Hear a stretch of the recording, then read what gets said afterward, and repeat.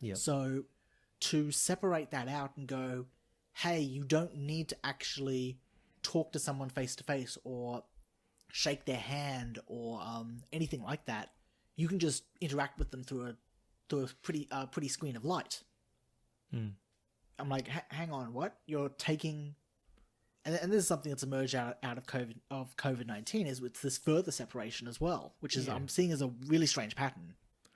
But anyway, I'm kind of getting in advance of stuff. No, it's fine. I'll leave it in the warm up stuff. But one of the things I noticed is like, have you tried trying to articulate your point or discuss or even argue through text? It is like the worst way to communicate. And I have tried that when because we one thing that we like doing is we like talking and debating ideas and big complicated issues. Yeah. But we often find that, hey, we actually operate much better face to face because when I text an idea, it's often not clear because I'm using words. I'm using the written word to try and communicate a verbal idea that is emerging as the two of us converse. Yes. Yeah. Yeah. So no, I totally get what you mean. So when you have that, right? Yeah. With you and the girl, how do you resolve that? Do you just, you know what, just ring her up and just say, here's my voice and my tone is very different from what you're perceiving from my typewritten text. Oh yeah, absolutely. Or I'll drive over to her place and we'll go. Or I'll say on our Facebook chat going, hey, why don't we save this and talk about it on the weekend? Yeah. Pretty simple.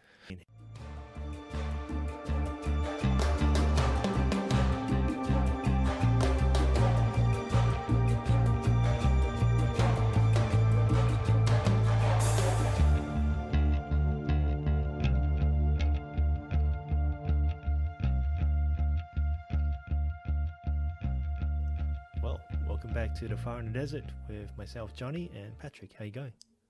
That's cool. Yeah, thanks for having me back, Johnny. Really good to be back. Any parent will understand the overwhelming need to protect their kids. As I sat in my daughter's hospital room with my husband, Carl, 48, I felt like I failed mine. Our little girl, Ava, 12, had been taken in for examination after months of self-harming. A counselor said Ava had a plan to commit suicide and alerted us straight away. We spent 5 hours in the hospital talking to various nurses, doctors, and psychiatrists. All I want to do is protect her, and I can't protect her. Carl choked, echoing my feelings entirely. I can't begin to describe what's it like to hear your child wants to end their life. Sick, helpless, numb. The reason? She was being viciously bullied on Snapchat. We've become aware Ava was being cyberbullied and bullied face-to-face around 7 months prior to landing up in hospital. She was always so bubbly, and it was a drastic change in her behavior. Our happy girl was now moody and withdrawn. Luckily, Ava was able to talk to us, so we knew this behavioral change was because she was getting a hard time from other kids in her school. They hate me, she told us, her voice breaking, along with my heart. We went through the motions by telling Ava's school, and they in turn followed standard procedure and spoke to the kids involved, but it only served to make things worse. Then Ava began self-harming, and cuts appeared, snaking up her arms. I was distraught. Ava confided in us the majority of the bullying was happening on the social network Snapchat, which I still don't fully understand. Messages can appear and disappear once you open them. At first, it was messages like, "Who do you hate most at school?" with Ava's name being the answer, but it became more sinister. "Why don't you cut your wrists and finish the job?" Ava started seeing a counselor about the bullying and self-harm, and I encouraged as much open conversation with her as possible. We had to hide anything sharp from her at home and at school she was given a safety plan to follow. I realized how fortunate I am my daughter felt able to confide in me. Some parents are not so lucky. Their kids carry the shame of what's being said with them. Ava's school did everything by the book, but it's extremely frustrating that it couldn't really do anything at all when it came to other children's actions. Cyberbullying is completely new territory for parents. We had none of this growing up, if you were being bullied at school, you keep away from the bullies as best as you could. You can't hide anywhere online. I made sure Ava wasn't on Snapchat anymore, but it didn't stop the other kids using it and laughing at her. One day, someone took a picture of her sitting in class with her legs slightly apart and posted a picture of extremely crude comments about smelling like fish and the sea. My girl was understandably distraught.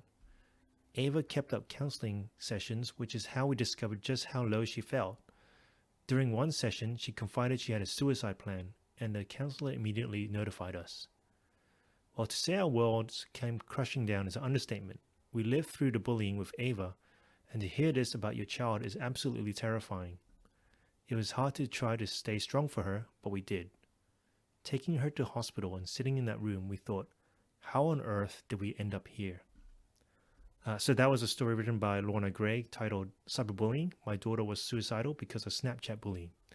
And this article, this story of Ava went viral when her mother posted a picture of Ava in the hospital on Facebook. And then journalists and media started asking questions.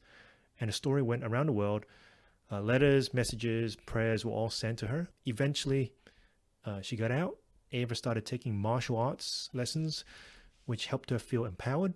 And she's now survived the ordeal of online bullying through Snapchat.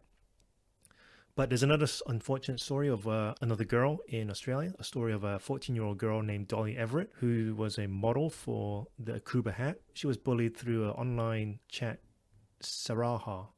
So she received messages of inappropriate photos, names, messages of shame, and the bullying was so bad that at one point she sent an email to her parents while she was at school saying, how long do I have to stay? Can I please leave sooner? And I started to panic because they were ganging up on me and I didn't want to fight, so I walked away. And one of them started screaming at me, calling a dirty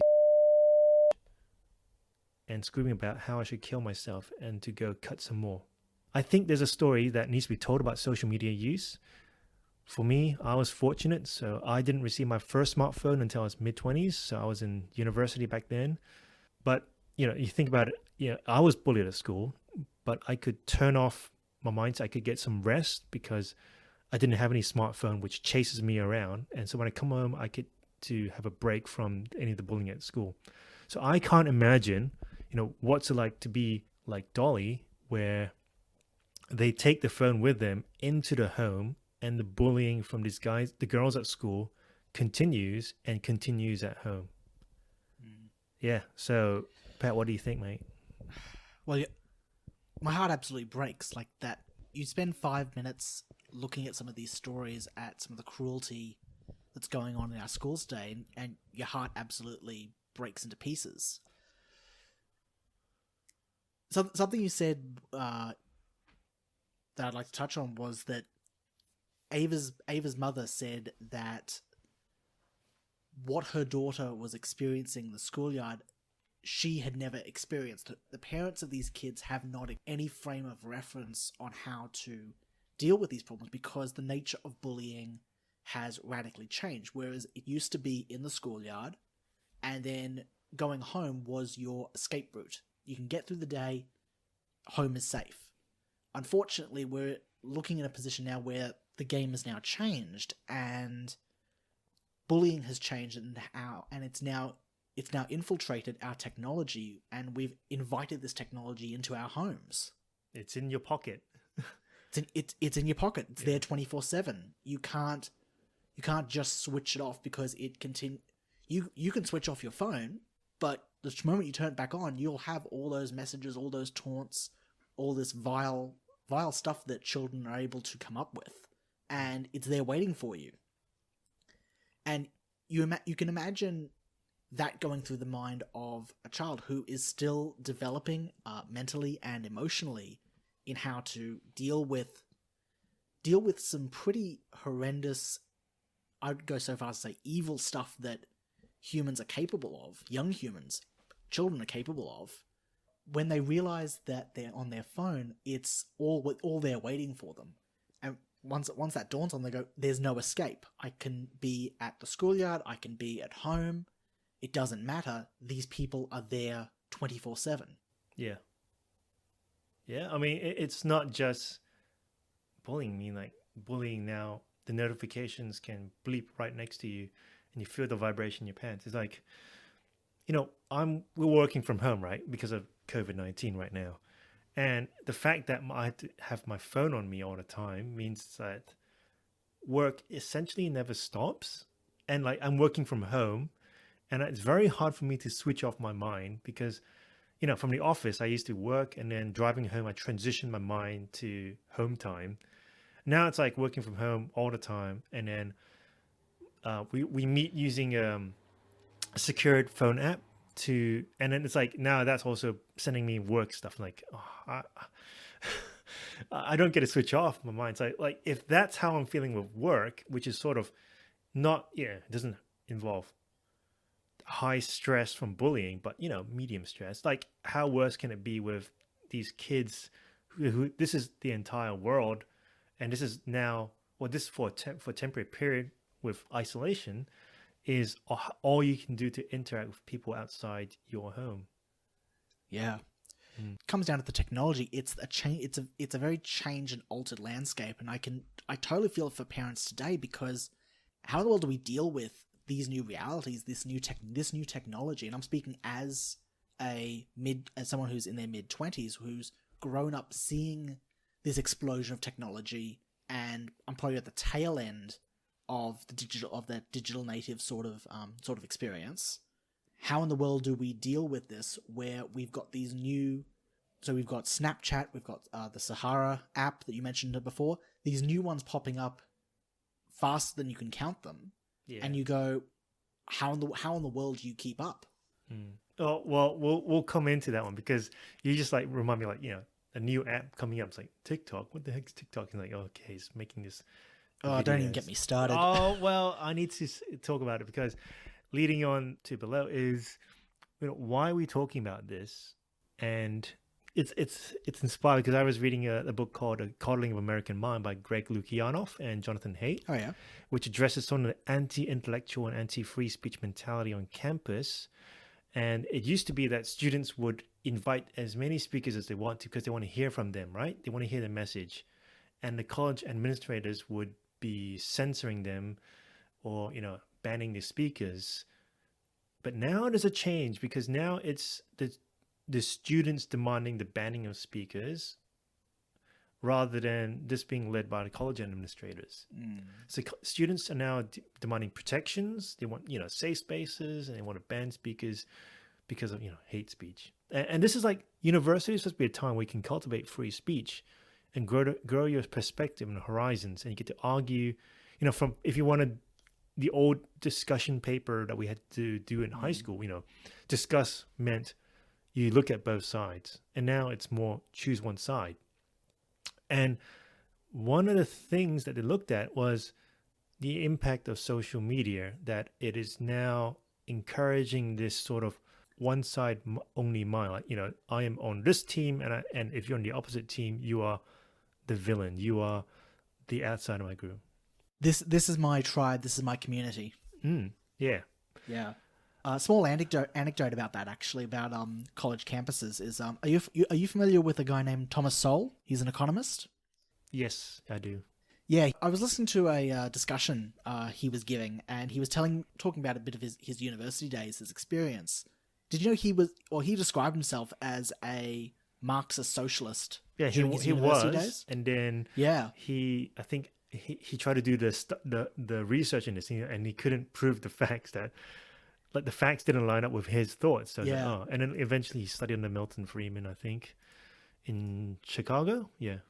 He went to a right-leaning university, and this is completely counter to the experience you get today. His conservative university lecturers welcomed him in with open arms, because they saw him as someone who was very intelligent and was willing to engage with and debate these sort of issues in a shared topic that they were both deeply fascinated and invested in.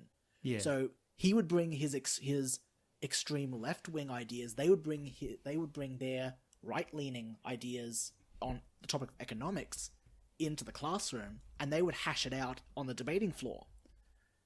I find that back and forth very, very compelling, and I think that's where universities shine, because imagine being a fly on the wall in that debate, that conversation, this argument left and right, back and forth on these ideologies.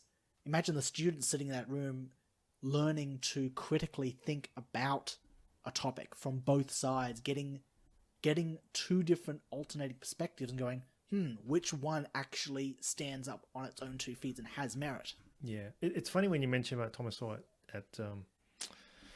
at Chicago University, because the Chicago University has a free speech statement which says that this is the place that thoughts and ideas are discussed freely, and that they encourage this so that they can produce better students. You can find the Chicago statement online. But yeah, it's like university. You meant to do this, and now like these young kids are like, nah. And one of the things that explain this is the proliferation of social media. And then not only that, like coronavirus is forcing us to use, stuff like Zoom. Zoom is Zoom University and all that kind of stuff. We're using a lot of social media apps. We're starting to chat in our groups, in our little social circles. And I think, from one side I've observed is that we had a little meme Facebook group, and then it started off really, well, because we all got bored.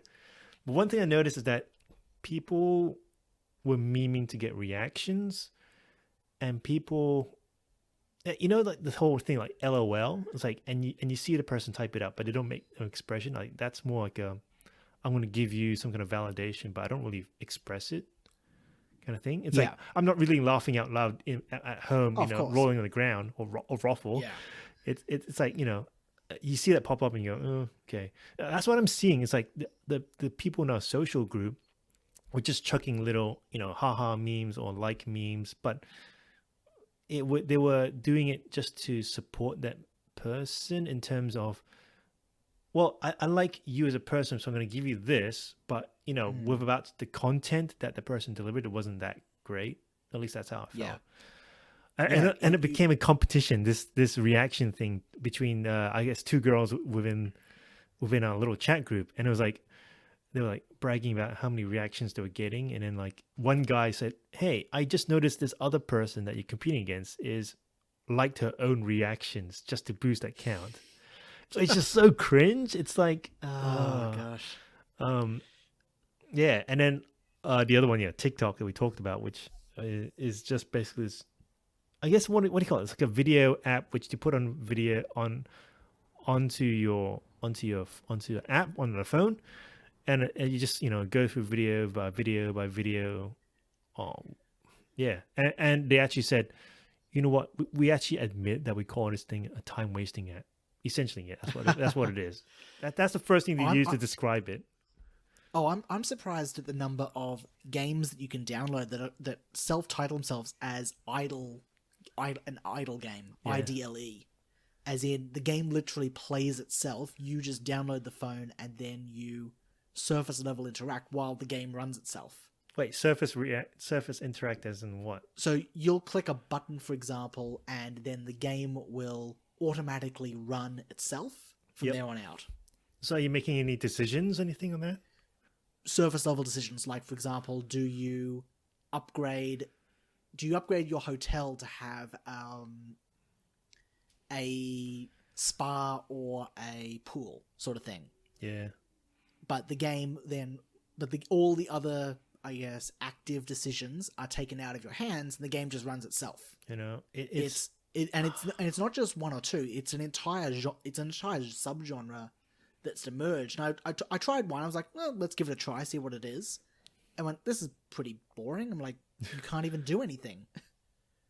But that runs completely counter to the idea of what a game was supposed to be. That there are rules that you then interact with, and you interact either with another player or sometimes with the computer's AI. Yeah. And you then take an active role in the activity.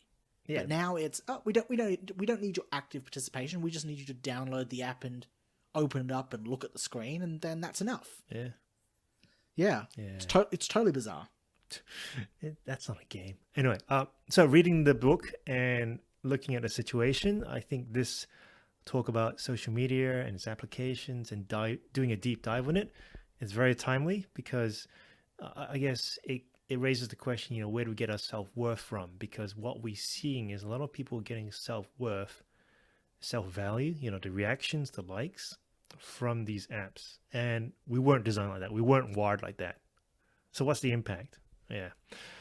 So in Jonathan Haidt's book, so Decoding the American Mind, and I'll be looking at some Australian statistics. So the first thing is that it is from his book, so from Haidt's book and Luciano's book, social media, it is one of the 6 explanatory threads of understanding how we are creating fragile minds. So this emotional thinking versus critical thinking, right? So we're looking at more the emotional side, the echo chamber that we can, go in our own little groups and just be validated and, reinforce our viewpoints so much in that echo chamber that when we actually listen to a different point of view, we're like, oh my gosh, that is so offensive. And we end up doing these demanding of censorship. We demand higher authority to protect us. It's like, really, you growing up, that's when you're supposed to, your teenage rebellion thing that I want to be my own self. But now it's like, I want to be protected by you guys. I'm so, I don't know, snowflake is, can you say that now? Being fragile. We view things. No, I'm triggered by that statement. Oh, you're such a snowflake. Now I'm going to get banned. We view things we view reality in black and white or good and evil. Like it's that we can draw that hard line. That's what the movies, that's what social media teaches us about. And you know what? When we talk to even some of the, if you talk to people in prison or the criminals, and you look at their history, like you see, maybe they had a bad childhood and they had some bad luck trying to get a job.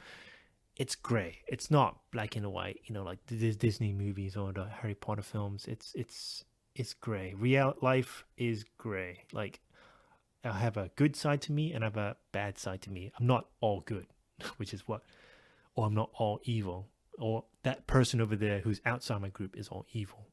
The other part is the rise in mental health issues, and they can find a link with social media. So the first part is the rise in adolescent anxiety and depression from around 2011, and I'll read a little extract in here. And this technology affects those who are born between 1995 and 2012. They grew up with this technology. This is the normal thing expected. And like me and yourself, Pat, we were born before this. We're old. Yeah, pretty much. But I would say that I'd be happy to extend that 1995 just a couple years in, and I would then get roped into that. Yeah. But yeah, for me, it's like, I grew up the chalkboard. Our computers are slow. And so for me to socialize, I actually meet people face to face and, team sport.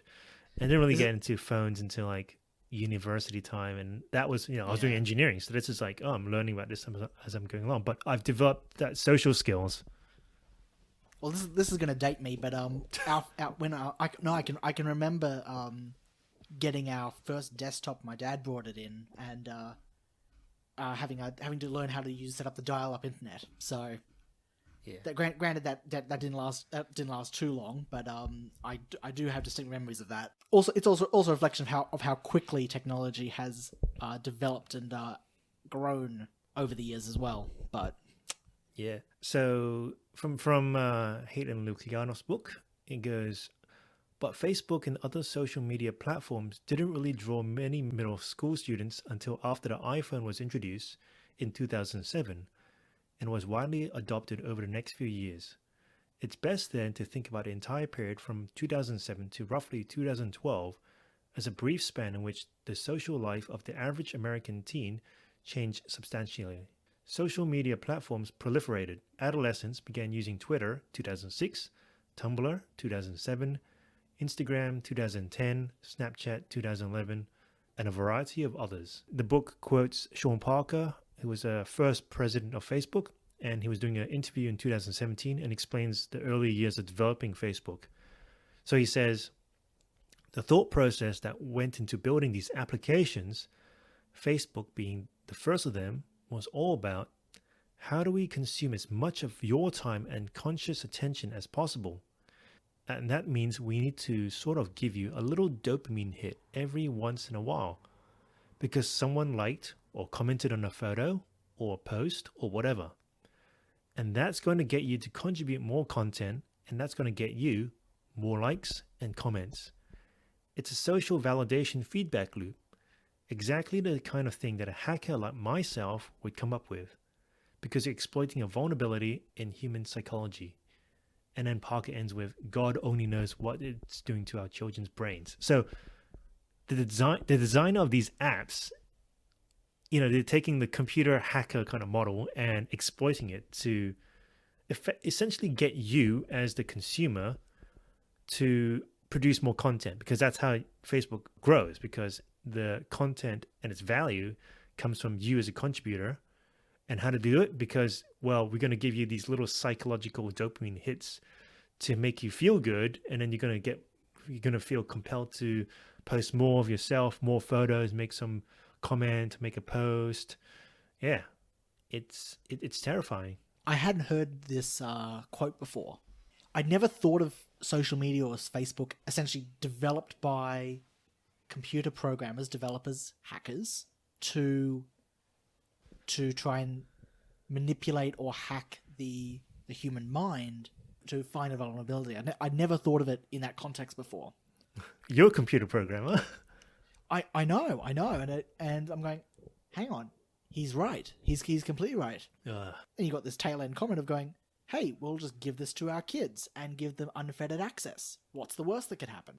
Well, yeah, and like these things are free, right? But what does it mean? It means you're not the customer. The customer is advertising companies, who give the money to, things like Facebook and Snapchat to post ads, and they're getting the data from you because you're getting these dopamine hits and posting more content and revealing more about yourself.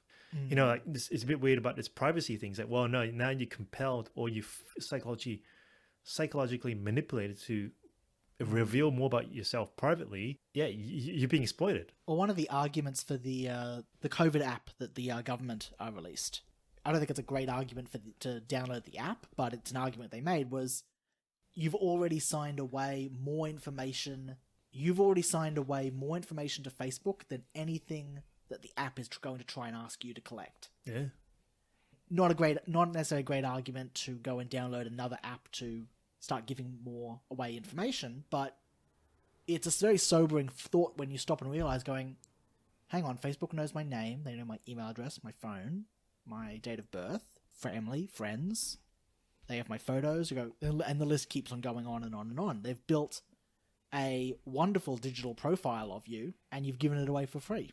Yeah. All right. So continuing the book, there's a few graphs that the book puts out, and you have to go onto the web to actually access and look at these photos, but we'll describe it for you. So the first one's called adolescent depression rates. The y-axis is percentage, and then from the x-axis, it goes from timeline from 2004 to 2016, and there's a line between male and female, and the source is the National Survey on Drug and Use in Health. So it's percent adolescents aged 12 to 17 who had at least one major depressive episode in the past year. And it goes, rates have been rising since 2011. So if you look at the line, it goes, for the males, it hovers around a 5% mark. Yeah. And it sort of curves up towards past 2016. And then for the girls, it's slightly higher. So it's 12% higher. So 12% compared to the boys, 5%. But at 2012 or 2011, and there's a spike. There's a spike of, I'm trying to figure out, what is it? It's about 8% jump. Goes to about 17, 18%. Yeah. And the boys is like... And keeps going. Yeah. And keeps going higher as well after that. It impacts the girls more. And then the next one below is adolescent suicide rates per 100,000. So suicide rate per 100,000, age 15 to 19. And there's again, it's a little rise from the 2011 period onwards. And that's from the CDC fatal injury reports between 1999 to 2016. So that's America. So what does it look like in Australia? So there's a program called national program called Mindframe, which supports safe media reporting, portrayal, and communications about suicide, mental health, ill health, and alcohol and other drugs. And it's using the Australian Bureau of Statistics from 2018. Now, you can look at it right now, and it goes age 15 to 19. Yep, I can see a little. It's definitely risen compared to 1989.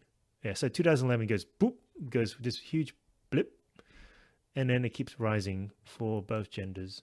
And then it goes average from 5-year trend, so that little graph in the top right corner.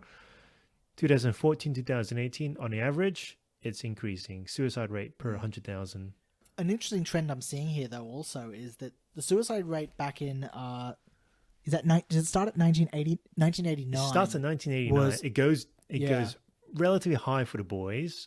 It was around 19% at 1989. It was going down. Yeah, it goes down to 2004 was its lowest. And then it's going back up. The trend was going down. Yeah. And I'd argue iPhone became popular around 2007. So between 2004 2007, it's then gone back up and hasn't stopped. Well, there's this surge in 2012. Yeah. Same as the girls, except it's in 2011 as well, which is what the book was saying. Oh, yeah, you're right. Yeah. Yeah, whereas in girls back in 1989, it was like, what, 1%? Yeah. And it hovers between 1 to 5%. Yeah. We can look at stats, and all it's doing is pointing out there are patterns, there are trends that we can then comment on. Mm-hmm. And from purely looking at these stats, you can't draw conclusions of, oh, I see this stat, so thus that mean I can extrapolate this meaning. But it is a concerning and interesting pattern and trend that we can observe looking at this graph and going, hang on, we've introduced this technology and we've invited it in, and in the early 2000s and going onwards, and we can now see the suicide rates increasing. Yeah. Ever since. Yeah, so that's statistics, right? And you can prove anything with, statistics. You manipulate the data, right? Yeah. So that's one data point. And actually the book affirms this, like this is one data point, and the correlation doesn't mean causation. So just because there's more production of ice cream nowadays compared to back then, and there's more car accidents, doesn't mean that eating ice cream causes accidents. The book references a book called iGen by Jean Twenge, who's a social psychologist from San Diego State University. And she correlates the activities of those young students that have depression and suicide. What activities would tend to increase depression and suicide, and what activities decrease? So we'll go through the two that increases, which is 1, electronic device use, that is smartphone, tablet, or computer. And the second was TV. Now compare that to the activities that decrease likelihood of suicide and depression. 1, sports and exercise. 2, religious services. 3, reading books or print media. 4, in-person social interactions. And 5, doing homework. The last bit, yeah, I don't know about that. But notice the first two, increase probability of suicide and depression. It's all electronic. It's all essentially screen time, which is what the Coddling the American Mind was looking at. Screen time. It's the ubiquitous technology that's emerged in. Yeah. So the Australian government in 2015 assessed those kids with internet or electronic gaming behavior problems amongst the 11 to 17-year-old population by male and female.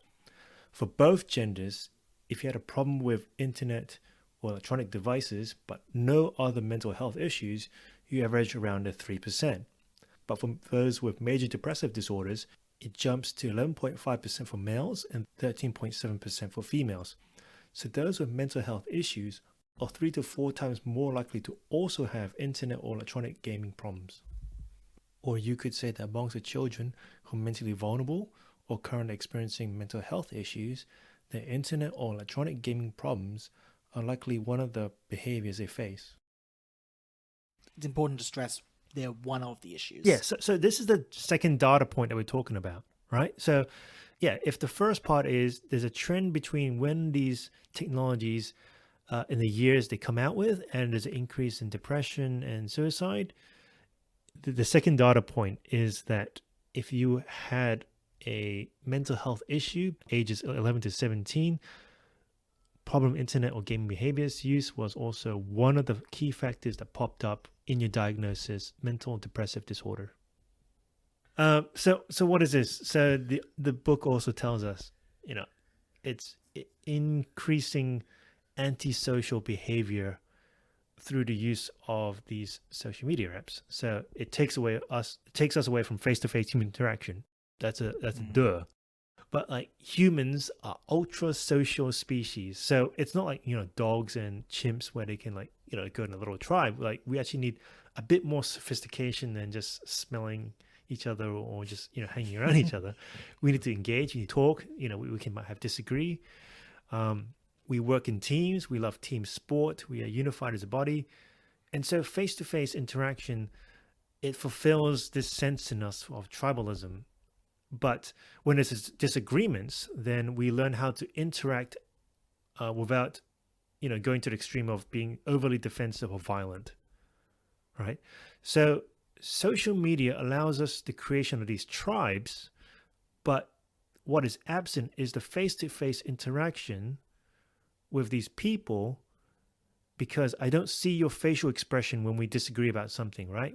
Someone types all in capitals, you think they're angry, but maybe they've made a mistake. But you don't actually know how to tone or regulate your own emotions when you're talking to person through texting on the phones. Yeah, right? absolutely. So you're actually developing these low sociable people.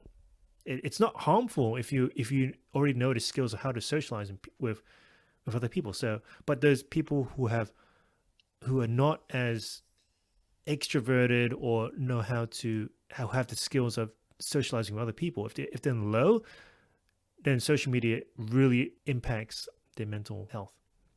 Well, Johnny, we're dealing with children here who are learning in the school environment, interacting with people the same age as them, who are all learning how to develop these skills, both emotionally, mentally, socially. They're learning these skills. So by injecting social media into this complicated mix, what we're seeing is going, hey, we're changing how we interact and communicate on a day-to-day basis. We're not able to build those foundational skills at the start so that you can then interact in the social media landscape. It's some kind of twisted amalgamation of the two together. As we were talking before, we're seeing these problems now emerge. Yeah. And we can track them. We go, hang on a second, I'm detecting a pattern, a trend here going along. What's the new stuff that we've just added in? But you don't have these core foundational skills that you've gone in and developed and built up over a period of years so that you're then capable of going into social media and interacting and knowing that, when someone uses all caps, that doesn't necessarily mean they're shouting. It, as you said, it might be a mistake. Give that scenario to a child, they're not going to be able to rationalize the same way because they don't have those skills yet. Yeah, and it's really weird because now like schools are actually encouraging you, like you need to have this iPad to go to this course. It's like, and we'll go later on to this one, but it's you're rewiring how people interact. Yeah, that's a good point actually.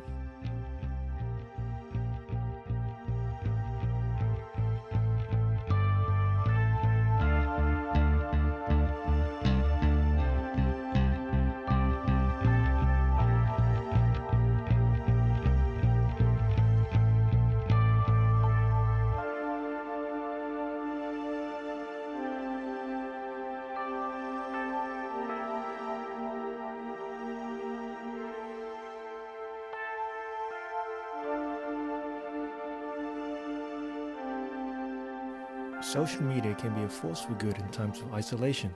It certainly helped Patrick and myself to connect under coronavirus quarantine conditions and find little social circles to keep in touch. It lets me reach out quickly and conveniently with my friends overseas, but we've heard about the darker side, particularly when it ends up in the hands of children, especially girls. The data we saw is that it drastically affects girls more than boys. The data also shows that those who are mentally vulnerable are likely to develop internet or electronic gaming problems. It is also interesting to note that tech giants have taken a psychological hacking approach to encourage addictive behavior through positive reinforcing you to post pictures and comments online. As we heard, it's creating a dopamine loop, and God help us, it's rewiring our children's brains.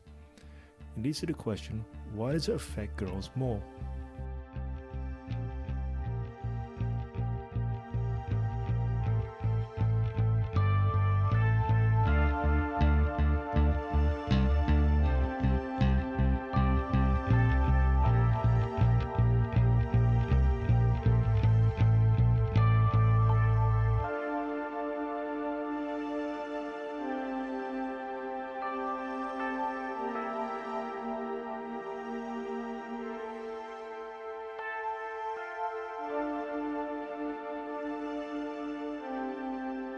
So the other bit that the book also mentions is the impact on girls. So boys, if we disagree, we'll, rough and tumble and, push each other. We interact physically. Girls have a different way of interacting. So how it impacts girls? There's two main areas. One is that social media presents a curated or tailored version of yourself. So just the good side of yourself on Instagram and Snapchat, those photos. It's just like, you're at the beach, you doing a gym workout, you with whatever puppy filters or whatever makes you more beautiful. It artificially beautifies yourself with these apps, right? It's feeding the emotional quantity there. Yeah, well, it's that sort of makes you more self-conscious for these girls because they're like, oh, this girl's more pretty. But then she's not that because all she's done is put she's done the color or she's put a little something on that hides something using the software on the phone. Girls' lives revolve around inclusion and exclusion. So there's a thing called fear of missing out or being left out, right? And we talked about the tribalism that these social media groups can create. So girls and boys show aggression in different ways. So girls show aggression through relations rather than physical. So they hurt fellow girls through relationship, their reputation, and social status, which causes the girls to fear of being left out. So why is this even worse? Well, social media means that this is all centralized into a little small device on your phone, and that if your little girl comes back from school and she's bullied, she doesn't get to switch it off after leaving school. She comes home, she still gets the pop notifications and messages. She's still being bullied at home. There's a little graph there. It's, Higher Education Research Institute, and you can clearly see that for guys, the rise in depression amongst college students is, a lower grading compared to girls, which this is steep. This is hockey stick rise. Girls go up to 14% compared to guys, which are only about 6%. And if I go into Australia and it talks about the top 3 psychosocial factors associated with suicide for those aged under 25, under 25 years in the year 2017, you see the factors for guys. It's personal history of self-harm, disruption of family by separation and divorce, problems in relationship with spouse and partner. For girls, it's personal history of self-harm, disruption of family by separation and divorce, and that one in 9.9% is bullying. That is the only one which I've found amongst the age groups. It only occurs for females under the age of 25 in the year of 2017. What I also want to point out is that social media developers and their tech giant executives do not permit the kids to use these texts. So the first one is we've heard from before. So the president of Facebook, they comment about how it developed that dopamine loop. The second one is Bill Gates, Steve Jobs.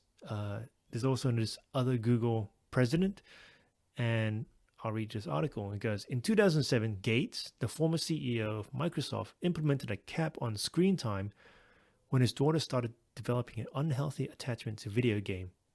He also didn't let his kids get cell phones until they turned 14. Jobs, who was a CEO of Apple until his death in 2012, revealed in a 2011 New York Times interview, prohibited his kids from using the newly released iPad. We limit how much technology our kids use at home. Jobs told reporter Nick Bilton. In a recent interview on Cheddar, iPod co-creator Tony Fadell speculated if Steve Jobs were alive today, he'd want to address growing societal concerns about tech addiction. He'd say, "Hey, we need to do something about it," Fadell said.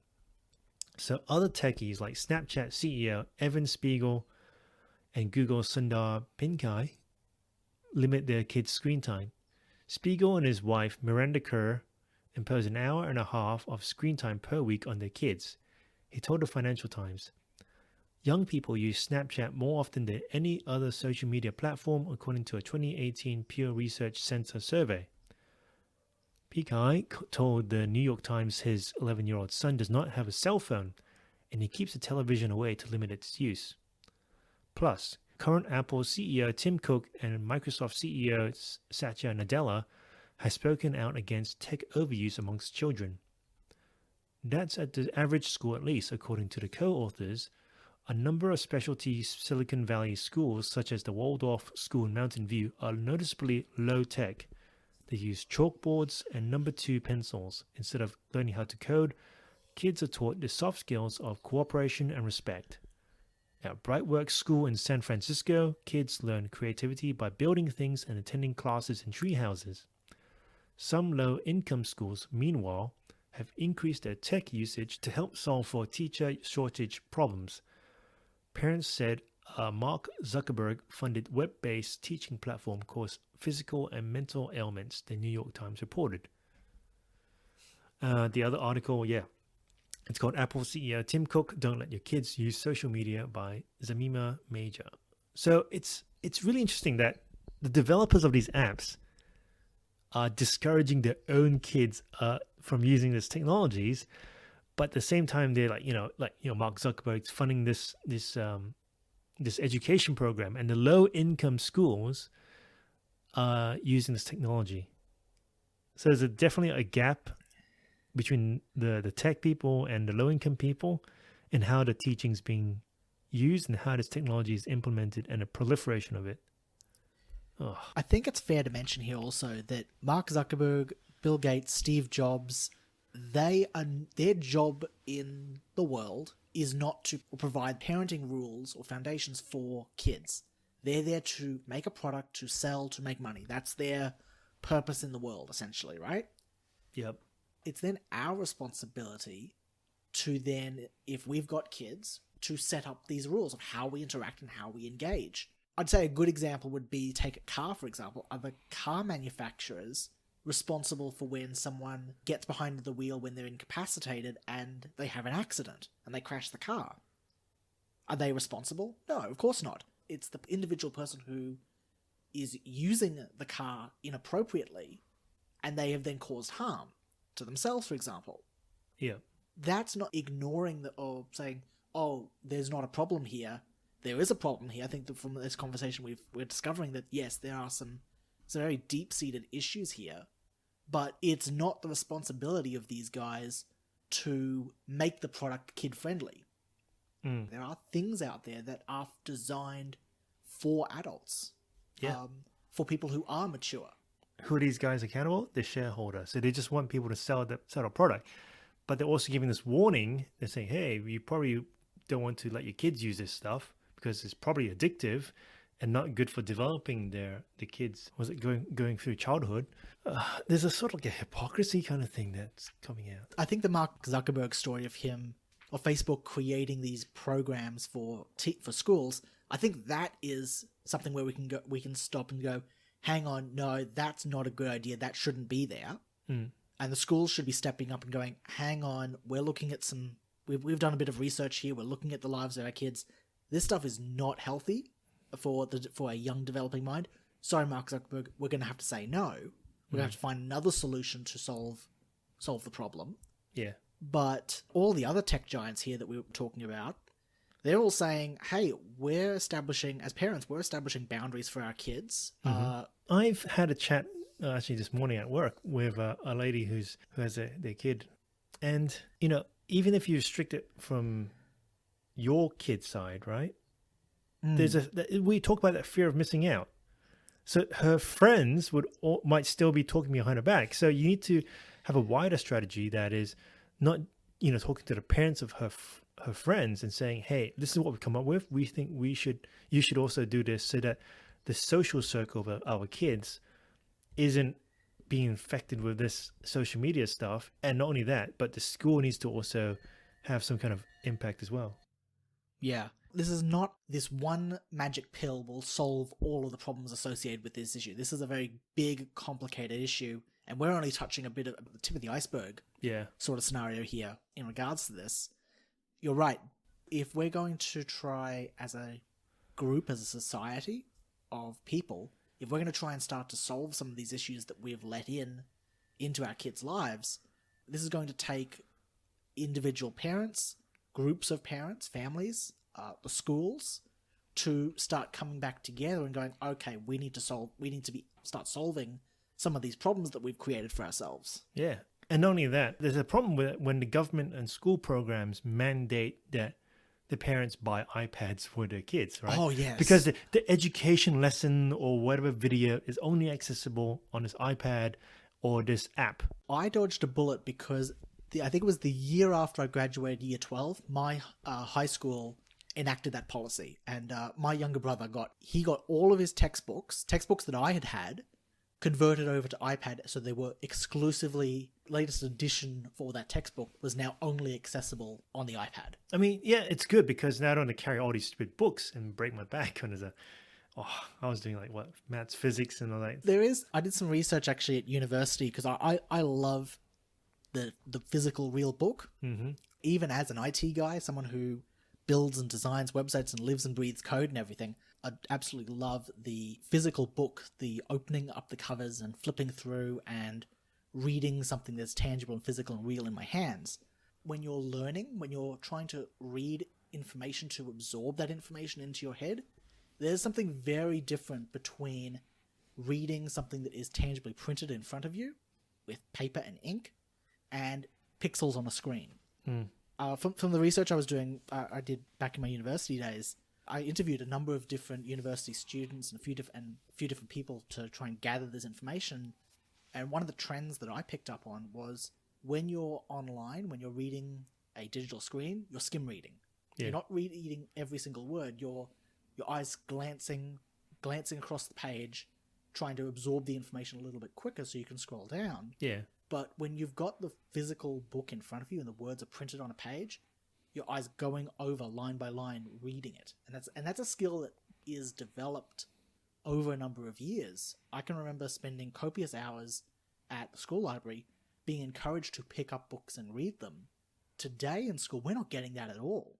We're being encouraged to go online and go to the ebooks, go to the iPads to get your reading. So we're not even teaching children these fundamental skills to enable them to exist in a digital world and handle the digital world. We're not even teaching those fundamental skills that will enable them to survive. We're just going, here, have an iPad. Yeah. If it doesn't pop on Google, then don't bother researching it when you should be going to the library, going to look at journals and that kind of stuff. Oh, yeah. Unfortunately, this is the next generation growing up thinking this is norm.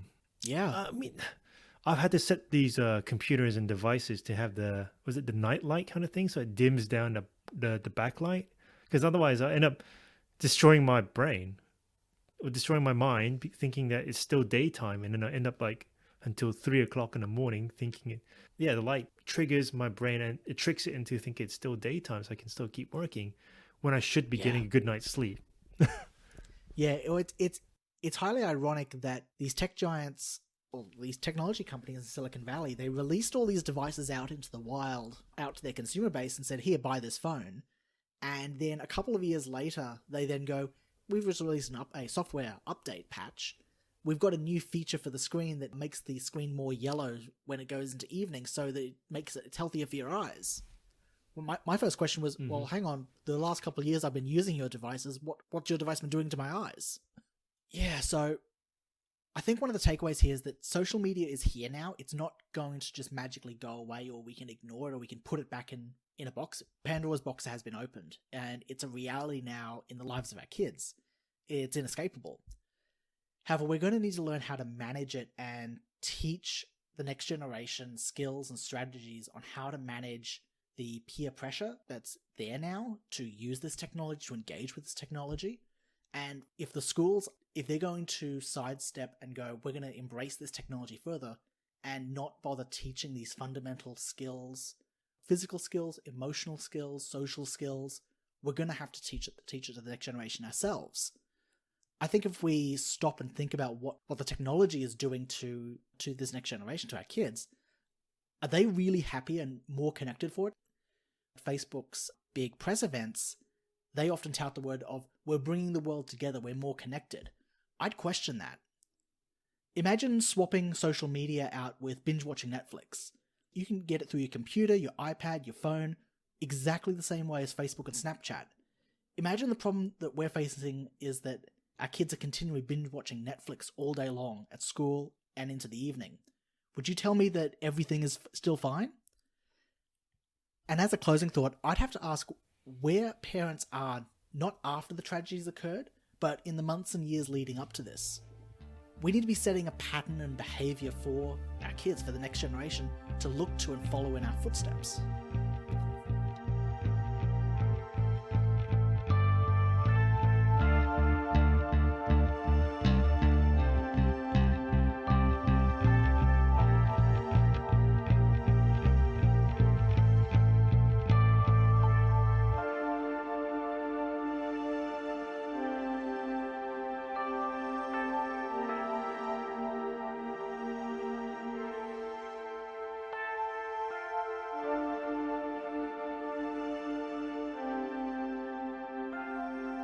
People working in tech recognize the dangers of social media and electronic gaming amongst their own children and place parental barriers between their kids and their own products.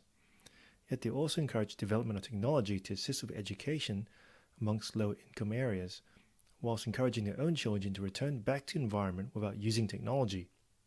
Why is there such a difference? Why do people who know best and develop these technologies withhold their own kids whilst letting other kids experience the darker side of technology? There's a discussion that's not taking place. Social media creates these little tribes that exist without the need to be physically present. Children can bring home the bullying from the school. It also degrades our social skills since we're not seeing the emotions on a person's face and we're not regulating our own emotions. Instead, it encourages more brazen behavior that is reinforced through dopamine hits. And there's much more discussion to be had. If there's one discussion you need to take away, is how you are regulating your own screen time and your children's screen time. Well, that's it for today's episode on The Fire in the Desert. You can reach us on thefireinthedesert@gmail.com or Twitter @fireinthedesert. If you like this episode and want to hear more, please like, subscribe, and put a rating, and share this podcast with your friends. Every bit of support helps us with the mission. Music is Outfoxing the Fox by Kevin MacLeod at incomtech.com. And thank you for listening to The Fire in the Desert. We'll see you guys next time.